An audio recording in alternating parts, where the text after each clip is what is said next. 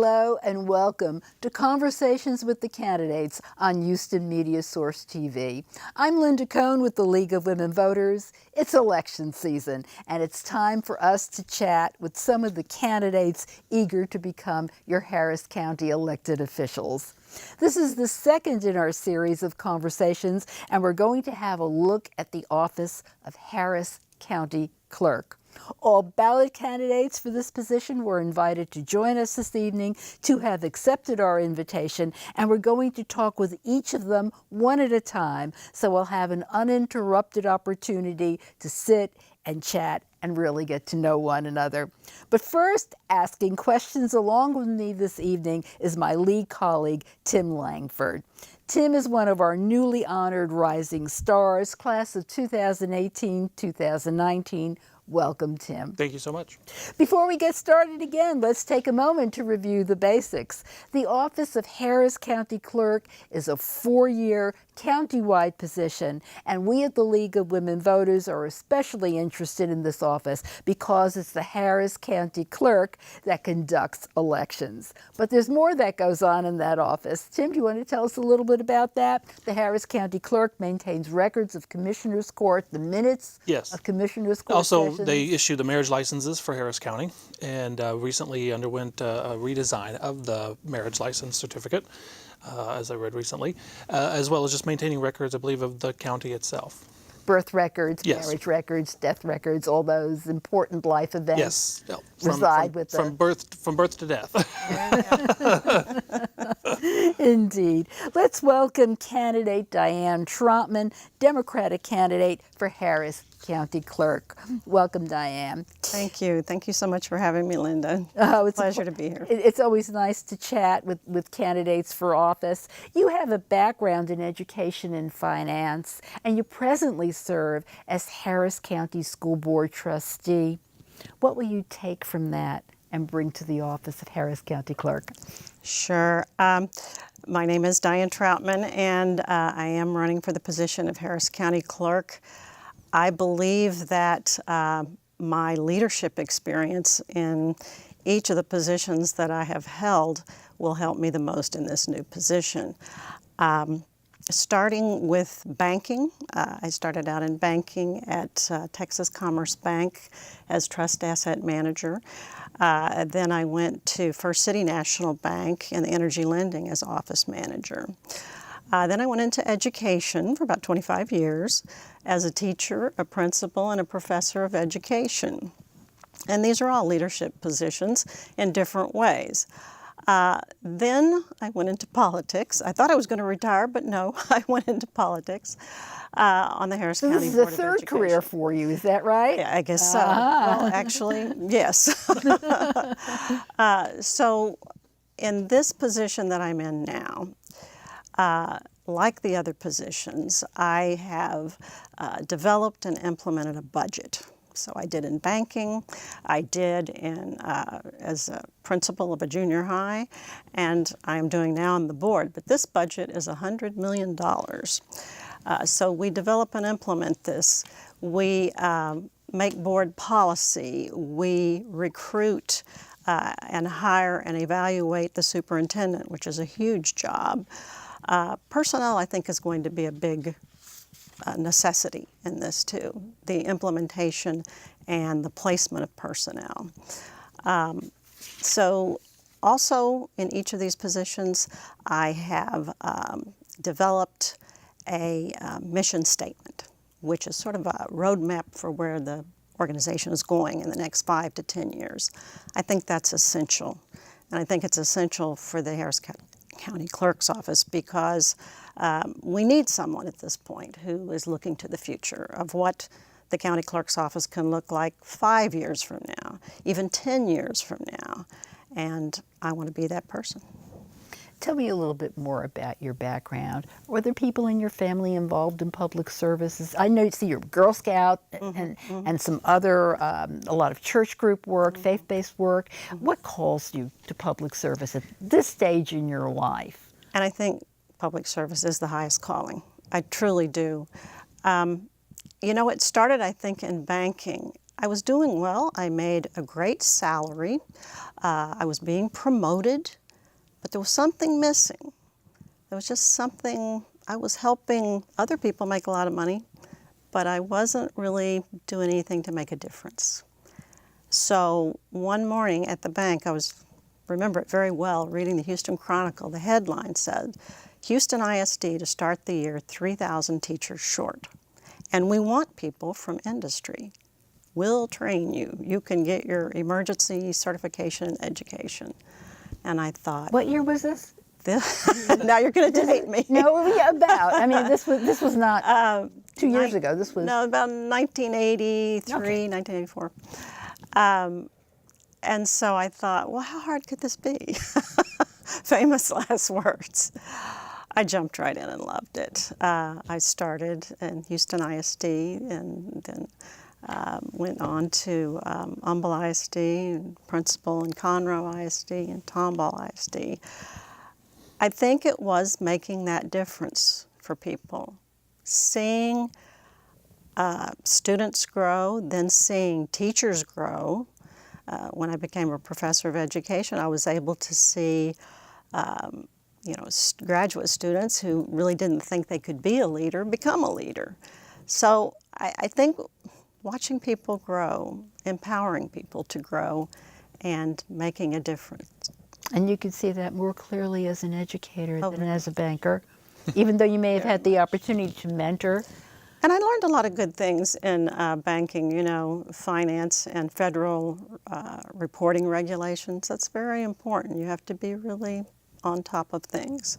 But I felt there was something missing. I wanted to, at every step of the game in the education career that I had, I wanted to make a bigger difference. First it was for my classroom, then it was for my school, then it was for future leaders of other schools. And the way I got into politics was actually my graduate students. I was always telling them, you need to get out there and be a change agent for your students, shake things up, make a difference. And they said, Dr. Troutman, we'd love to do that, but we need someone to go to Austin and make a difference for us. And we think it should be you because you have so much extra time as a professor. And again, I thought, how hard could that be? I have a doctorate in education. Running for office was one of the hardest things I've ever done, but one of the most gratifying. Truly, I think, not everyone can do it, but if you can, it really opens your eyes to so much about public service. Why the county clerk's office? I think as I have served these 6 years on the Harris County Board of Education, every 2 years we have a staggered system of trustees that come in. And some of them have been exceptionally good, and some of them ran for the office to shut down the Department of Education. So how did they get elected? You start to wonder, how does that happen? Well, they're at the very bottom of the ballot. And many people just don't vote all the way down to the end of the ballot. And I thought, people really need to be educated more about the how to vote, the how, why, where, and when to vote, I call it. And the more I thought about it, well, how could I make that difference? And I thought, well, the county clerk's office should be in charge of that, reaching out, making partnerships with schools. And the more I thought about it, I said I could make that difference. And so once again, I want to make a bigger difference. And this time for all Harris County voters. Tim, you have a policy question that you'd like to ask? I want to kind of piggyback off of what you were just saying in terms of educating the voters of Harris County. How will your background in education inform the ways in which you will educate or act to educate all of voters across our 4 million strong county? Sure. I've been attending some of the county clerk's election advisory committees. They have outreach to the Hispanic, the African American, and the Asian community.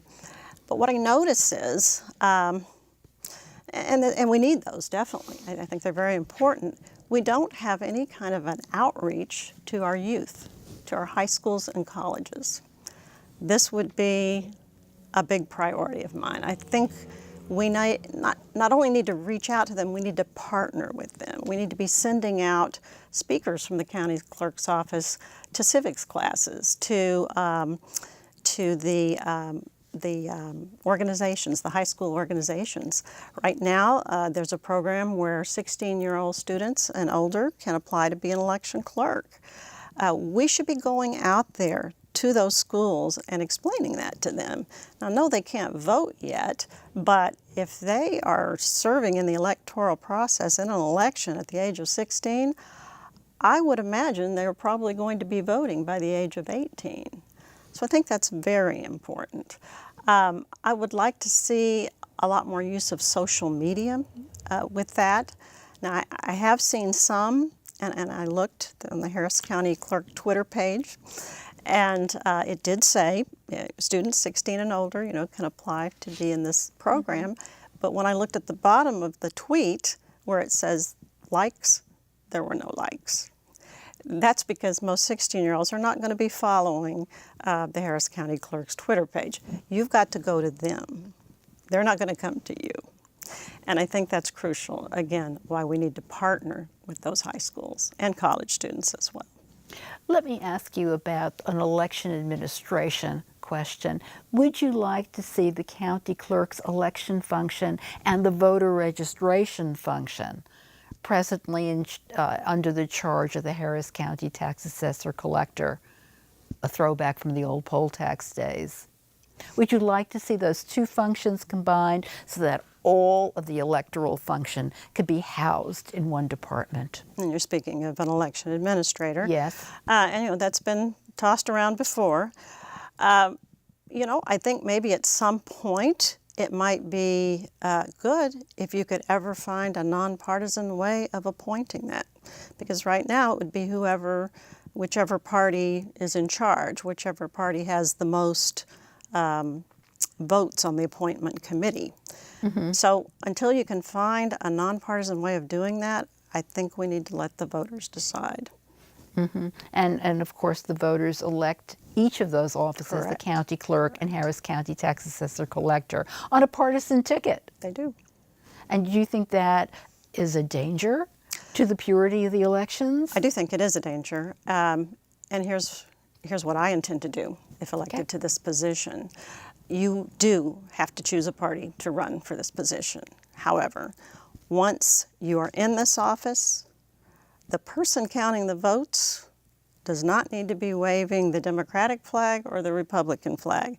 That means you don't, advertise your political leanings on your Facebook page, your website, whatever, because you're going to be working with both parties.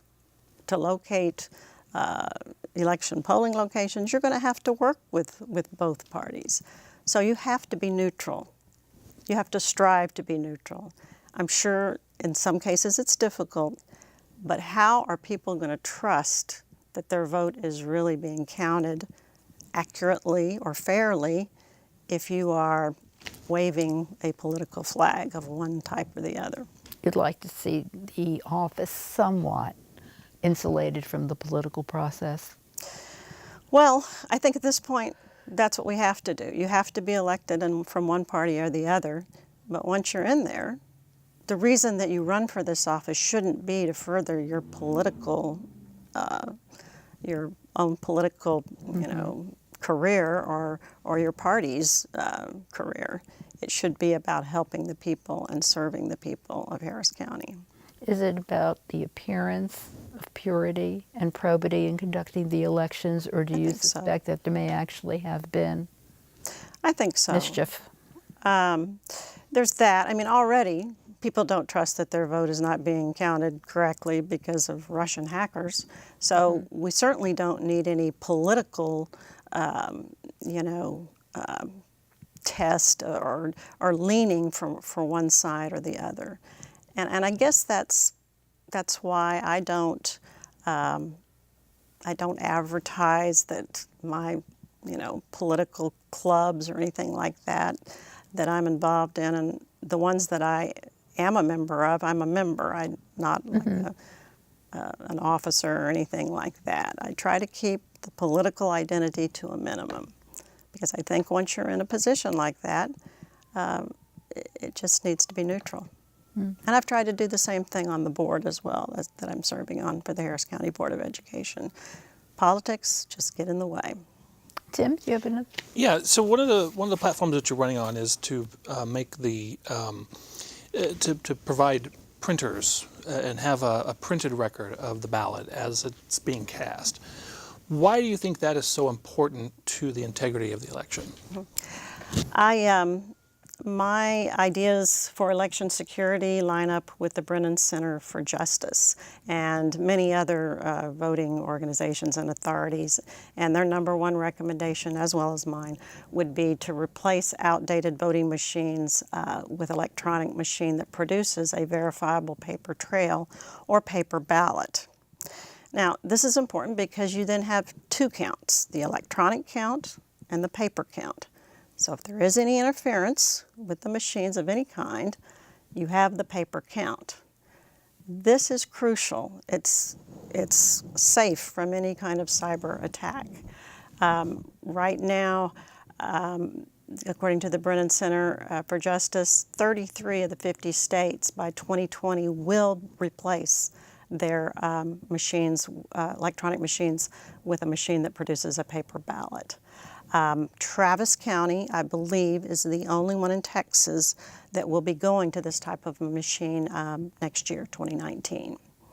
And the Secretary of State in Texas has approved one vendor so far, the ES&S company, who makes these. And so we'll all be watching closely how that goes. I was at an election integrity 2018 summit at Rice University Tuesday night, and Dana DeBeauvoir, the Travis County clerk, spoke there about her intention to do that. I just think it makes sense. It makes good sense. And everywhere I've gone on the campaign trail for the last year and a half, that is the number one concern, more than anything else, of everyone I talk to. You think the days of the fabled e-slate are numbered? I do. I do. Because it doesn't have the paper trail, or are there other problems with it? I have also heard that Hart InterCivic may not really be applicable. Their software may no longer be applicable to those anymore. So I think everything is kind of, well, they're getting old. You know, it was the warehouse fire that we bought those machines back in 2010. So everything is aging. Technology, you know, ages, and you have to replace it. I would say this, the problem is finding the funding. I know that Travis County, and they're smaller than us, is going to spend $13 million on their new machines. And the HAVA funds, the Help America Vote funds, have been cut drastically. That's federal funding. Yes, it is, federal funding. And then Congress did not pass the election security bill like we thought they would so far. Right now, we are set to receive $23 million in Texas this year for election security funding to be spread amongst 254 counties. In the year 2000, Texas received $250 million from those federal funds. So it's really been cut a lot. But I think with a combination of federal and state funding, we can do this. We're going to have to do this. I think the voters are going to demand it. Yeah, one of the things that you hear us say over and over again so that voters know about it is that during the early voting period, you can vote at any Harris County early voting location, but on Election Day, you must present yourself with the precinct attached to your registration residence. Right. Should we go to a county-wide cluster system the way other adjacent counties have, so that even on Election Day, you can go to any location, cast your ballot? Well, Linda, I am a big proponent of the countywide polling. Tell us why. I have spoken to several of the county clerks that use it. Right now, 52 counties in Texas are currently using this method of voting successfully and increasing their voter turnout. Once you apply to the Secretary of State to use this method of voting, You have to report back in a report. How did it go? How did the voters like it? Did you increase your voter turnout? To a number, each of those 52 counties, 100% of the voters loved it. They did exit polls. They increased their voter turnout. I mean, what's not to like? Are there logistical challenges? Well, the first election that you use this type of program on would be a small one. They recommend it, and all the counties did the same. Something like your May school board elections, the constitutional amendment elections. So you can try it out. What I would do if I were to do it, we have approximately 750 polling locations on election day. I would leave each one of them open, and each one of them becomes this countywide polling location. So no, nothing's closed. You leave everything open, and you see where people like to go. Tim? That's an interesting way of approaching that. As far as the integrity of the actual voting machines and the voter database and the other items that make up the clerk's office and in terms of administrating the elections, what would you do differently in order to protect? We've seen intrusions in other states, in Georgia, I believe, in Florida, that are documented. What would you do to make sure that the records are not being tampered with in the county clerk's office? Right. Now, I think a lot of in Georgia, and then the voter rolls were actually, which, certainly that would affect the county clerk's job, but that is the voter registrars. Again, I would line up with the recommendations of the Brennan Institute for Social Justice. Besides replacing the voting machines with one that produces a paper ballot, they recommend, and I agree, on more robust post-election audits, especially in federal elections. And when they mean robust, they mean bringing in outside security companies to help with that. I also would definitely require cybersecurity training for every election official in the county clerk office or anybody who is a part of the elections. That is very important. At that Rice University summit that I went to the other night, the Travis County clerk pulled out her key, and so all of the election officials have a key, which is like a password activated that they put in. So much more sophisticated password. I think what happened in Georgia and some of those other states, they were kind of lax with the passwords and things like that. So that would definitely have to be done. The cybersecurity training is a must. I think, in the past people sort of blew that off, but now everybody is paying attention, very much so. This is a bit of a philosophical question because I know you don't have it in your power should you be elected to do this. What about expanding the mail-in ballot, the paper ballot? Right now there are a few very specific requirements to be able to request a mail-in ballot. Would you like to expand that? It is. Actually, in Maricopa County, the county clerk is called the recorder. And what he has introduced, he has the countywide polling place location to make it simpler and more convenient so more people can vote. But he also, and he has the mail-in ballot for 65 or over. But then he has this other mail ballot program. It's like a permanent list that you can actually subscribe to get on. So you're not going to be moving, a lot. You're going to be at the same address, and you get your ballot mailed to you every time. You have to fill out a lengthy application for it, but once you're on it, you're on it. You get your mail ballot the whole time. Are there no limitations to who can apply? No. Has it increased? Yes. We know that some states have only mail-in ballots right now, and they boast a very good turnout rate. Oregon loves their type of mail ballot voting. The only issue there is, and it's one of paper management, where do you store everything? Because everything has to be stored. And that is an issue if you go to the electronic machine that produces paper ballot. You have to have storage as well. So I did want to answer one other thing on your question, Sure. too. I would also, and this is something the Brennan Center recommends, is to upgrade election night reporting websites. They have found that that's a place for outside interference as well. That we're not looking at the places where we should be looking. So whenever the election night reporting website with all the facts and figures come out, things can be transposed. Anything can happen. So that's something that needs to be upgraded as well. And a final thing I would really like to do, I've been talking about on the campaign trail for quite some time, is to hire an outside security firm to come in and assess our strengths and weaknesses. What are we doing right? What do we need to improve on? I think the Secretary of State, realizing that the Help America Vote Act funds have been cut, has offered to do something like this. And so has the Brennan Center as well. So just having an outside pair of eyes come in and take a look at it, and that's something I would very much like to do upon taking office. Thank you. Candidate Diane Troutman, Democratic candidate for Harris County Clerk.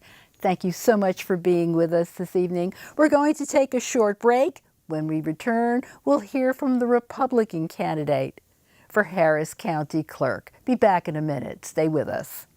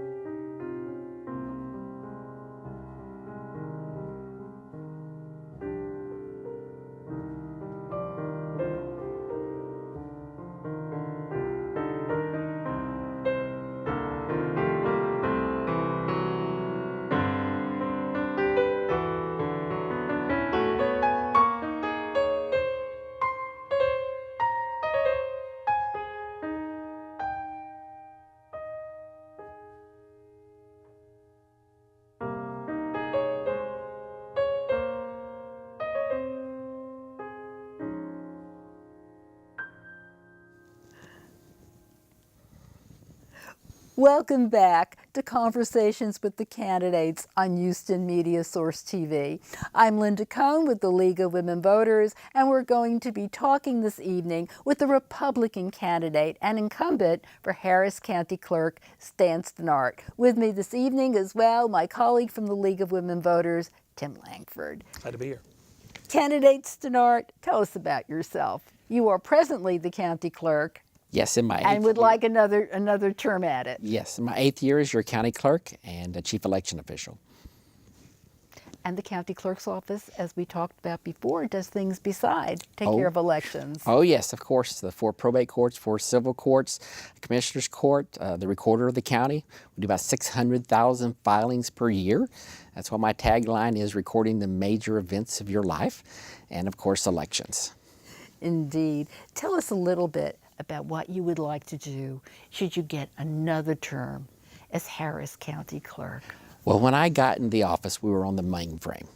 And so we've come a long ways. Okay, you're going to have to go backtrack. Tell us what a mainframe is. That's an old computer, the very old style You're computer. You're talking about punch cards?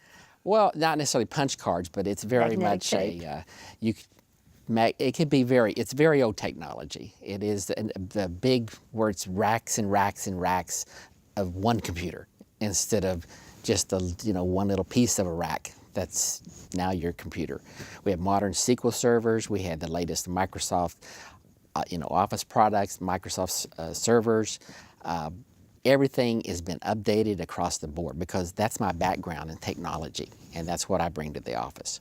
Do you have a policy question, Tim? Yeah, I was looking at your page a little bit earlier and kind of reading up, as I was reading up on you, the system that we currently have for elections, which is the e-slate system. Yes, sir. That was something that you implemented under your beginning of your first term? Well, or was that in the process of? Well, the election fire happened 67 days before I was actually voted in. So it was Beverly Kaufman who pulled off that election fantastically. And then she also, put in motion the replacement and everything. So when I got there, we were receiving some more machines, but it was a done deal. It was already a done deal. Okay. Yes. In terms of ensuring that those machines are without are unable to be hacked, let's say, as we use in the current parlance. What have you done to ensure the integrity of the voting machines themselves? Well, the whole system is the voting machines are never hooked to the internet. They are never connected to nothing but certified election equipment that is, certified to actually tabulate correctly.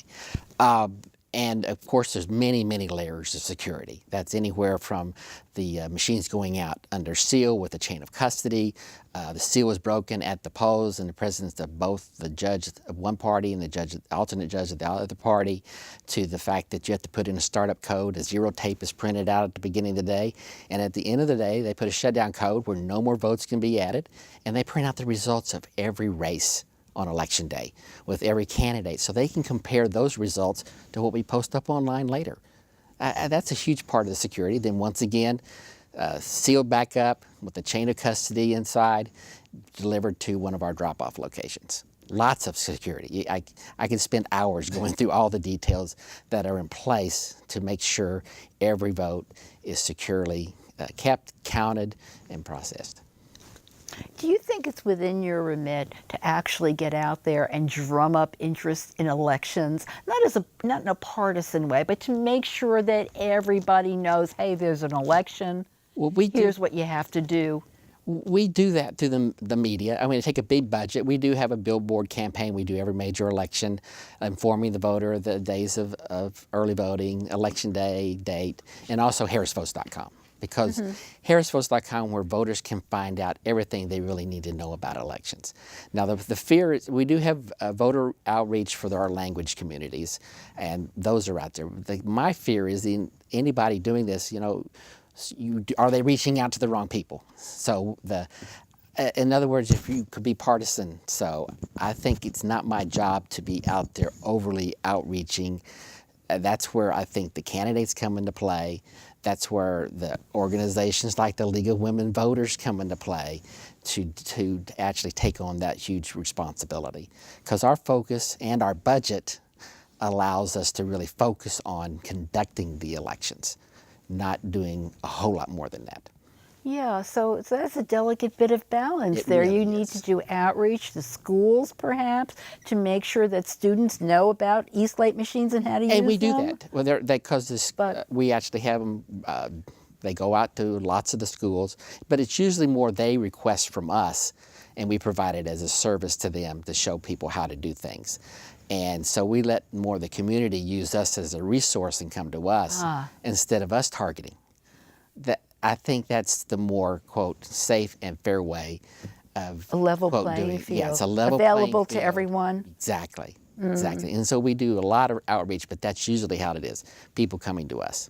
Now, elections, of course, every element of elections in Harris County have to be conducted in 4 languages. That is in correct. English, Spanish, Vietnamese, and Mandarin Chinese. Would you like to add another language somewhere along the line? Do you think that improves voter conversations or not? I don't think it does that much because we don't get a lot of requests for like the mail-in ballots, because that's where you would see it, some of the other languages. But I'm glad that we're doing the ones we're doing, because those are the ones that have met that threshold. In other words, but if we ever get to the threshold where there's another 10,000 people in the county, then we're required to do it and we'll do it. But it is a lot of work and a lot of costs to the county. So you got to, it's a priority of budget dollars, and so that's where we're at right now. Yeah. Tim, you got a question? Yeah, you say in one of the answers to the League of Women Voters questionnaire that you want to create technical specs for a new and superior voting system. Yes. What does that look like? Well, we don't know yet. When the time comes, we're going to look at what's the best on the market to actually take care of the voters. And I do know that there is this perception out there, the voting machines aren't correctly, recording people's votes. And the problem I have people wanting to point towards paper is the technology then to actually change it comes down to something like this. And the abuses that we see is usually those that are low tech. We don't see high tech attempts to actually manipulate any votes. So I've been proposing and working with the voting machine manufacturers to give me a technology solution that doesn't have the paper. And the one I've been proposing in the discussions we've had mostly lately is around a simple independent, it would be a totally independently managed and actually tabulated separately, just to be able to take pictures of the summary screens of each voter screen, but where the camera only can see that summary screen. So all that would need to be on the voting machine is additional, the ballot number and what page of the summary screen. Then you actually could independently, OCR those images, and then you could rebuild what that voting machine actually recorded. Is it fair to say that you're not a fan of paper? Well, because the storage is huge. The potential, the physical storage, the opportunity for manipulation. Now, and you're actually going back. Remember the old days of the punch card, we had the problem of people who had access to those ballots actually punching them. Some of the election workers. I mean, there's been stories of someone seeing someone driving around 610 actually emptying the ballot can out. And then you see numbers where, there's a whole bunch of double voted, punch cards. Do you think it ever made a difference in an election? And back in those days, yes, I do. I really do. And remember, so it wasn't people just really a question forget. of perception, it was a question of actually skewing the results. Yes. And that's why we went to the electronic machines. But after, the punch card things, all the things that happened in Florida and things, that's why the whole nation, Help America Vote Act was put in place. Give us a solution where it can't be manipulated. It can't be changed. Remember, in Florida, they had chads sitting on the floor of the rooms where they were counting. Mm-hmm. Well, this was the solution. Now, going backwards, I don't think is the right solution. But as a technical guy, I think there is a technical solution that we can come up with that actually gives confidence back to the voter. Mm-hmm. Do it independently, record what the voters voted, but independently you can verify. Then you got a jurisdiction that is, overly paranoid, then they can put it on every voting machine. And if they got limited budget, they randomly put it on some voting machines and see that it's being spot check. Yeah, spot check correctly. It's a sampling, but if nothing changes, it's going to give the voters, it's going to give the people who run the elections a big, So the next natural question for me to ask you would be, are we ever going to go to online voting when we can vote from the comfort of our automobiles or our home with our smartphones? I think we will. I think it's a good ways off because we have to know who's voting. Is it really you? So it's going to take a lot of very secure biometrics to know that it's you. Then we have the issue, is someone sitting over your shoulder telling you must vote this way, your boss? Is it someone paying you to do it? They're in your presence, and we can't see that. So there's a lot of issues to being worked out. I mean, here again, let's go down the technology solution. Ballot by mail, we know, gets delivered to someone's home, okay? And there could be, and there is some, we know of some vote harvesting issues that go on, okay? But here, at least, now if we had very secure GPS on your cell phone to know you're at your home doing it and not at some group meeting, where you got a lot of people getting together and say, okay, let's all vote this way. So strong biometrics is who it is. I know you're at some place not with a bunch of other people at. Then I think we can get there. But unless we have some technology challenge to get through, even the technology of, like Bitcoin uses for security can be part of that picture, but we got to work it out because you don't want to risk the vote and the security of the ballot. Tim? Well, in addition to your administrating the votes here in Harris County, you're also responsible for the civil and probate courts, as you mentioned. Yes. In your answer, you mentioned that you'd implemented electronic filing Yes. in the courts, among some other changes that you made, electronic document viewing. How has that provided an efficiency for the county clerk's office that helped to make the clerk's office work a little better for the voters? In real property, a huge one is we get anywhere from 2,000, maybe 3,000, filings per day, Monday through Friday. And that's 600,000 filings per year. And the new system that we use there to actually, do all the indexing stuff, we've actually cut the staff about in half since I've been there. We had about 25 people. I think we got a dozen or 13 now in that department, because the software system we put in place has made them much more efficient. The electronic filing in the courts, that's made it more efficient too and more accurate. You get things turned around real time. And also then we put things up on the web real time. Those documents viewing, we have 120,000 users that have created accounts so they can view their mortgages, their deeds, in liens or anything online. So it has been a tremendous benefit to the public. They don't have to get in their car and go to one of the branches or come downtown. And I get raves from all the people working in courts, or they work, wanting to see their documents, about the fact that we put them online. They're free. We just put a watermark on them saying they're unofficial. Interesting.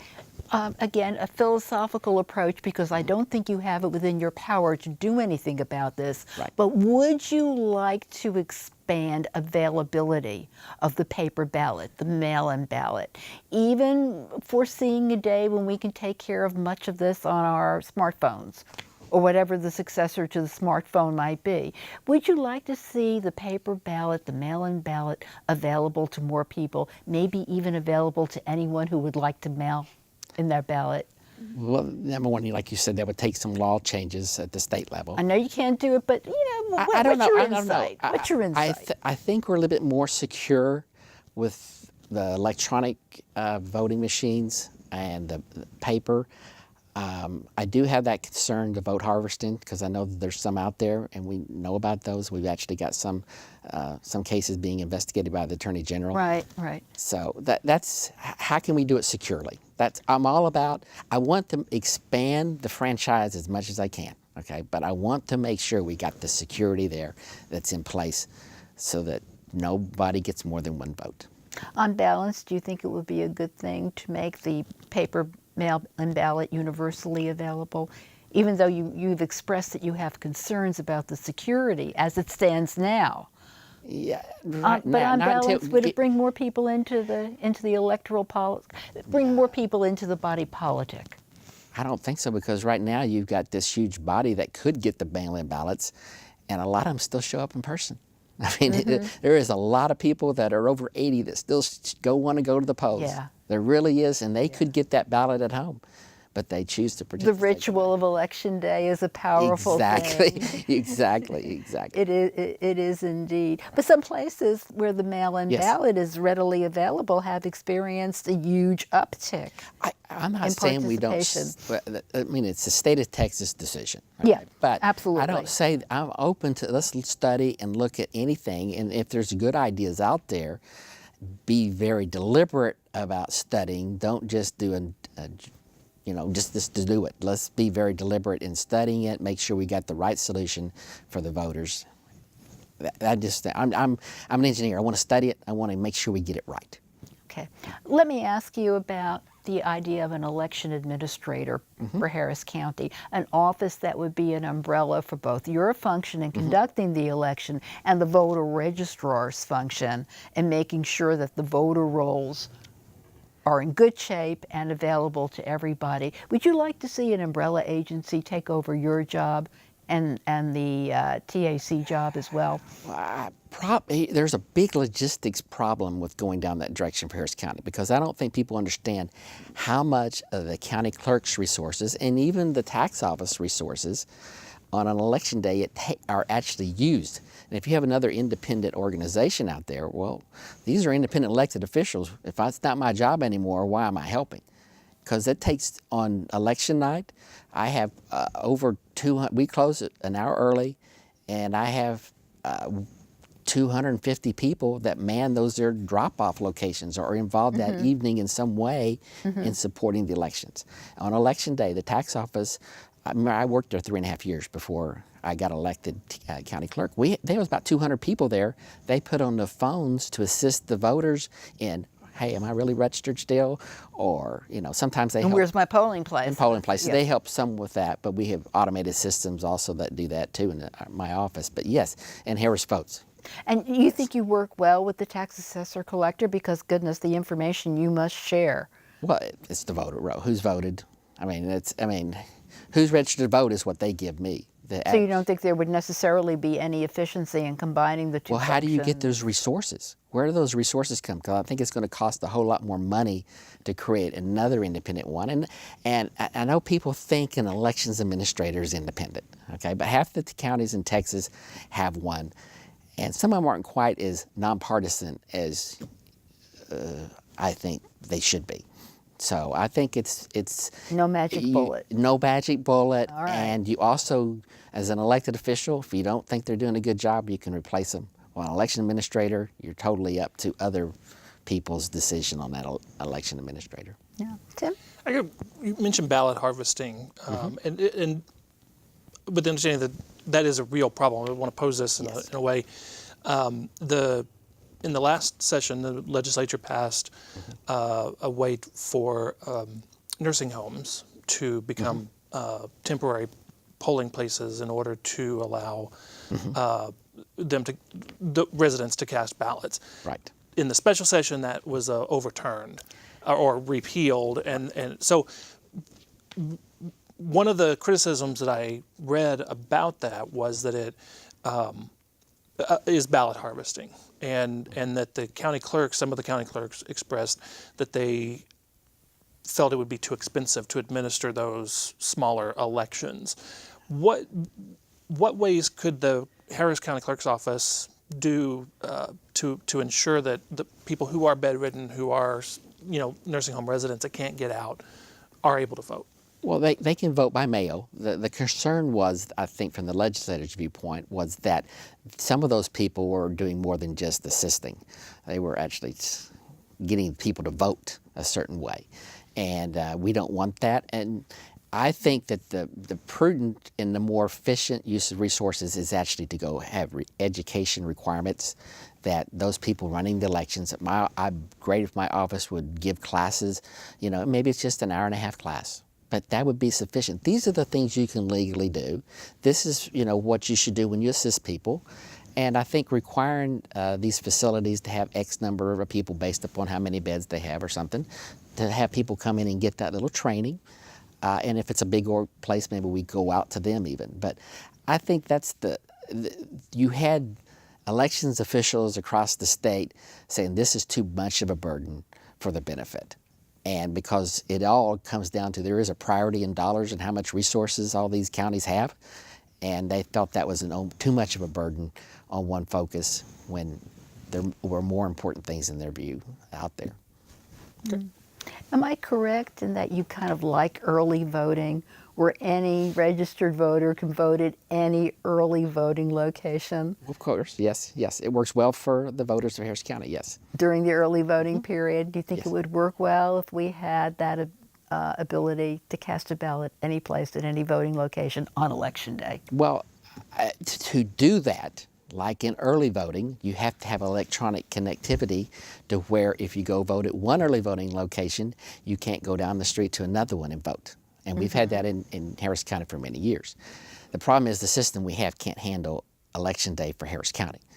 We are too big. How many polling places this year will we have about 1,000 precincts? Well, we have 1,012 precincts. We have a little under 740 polling locations for this election that's coming up in November.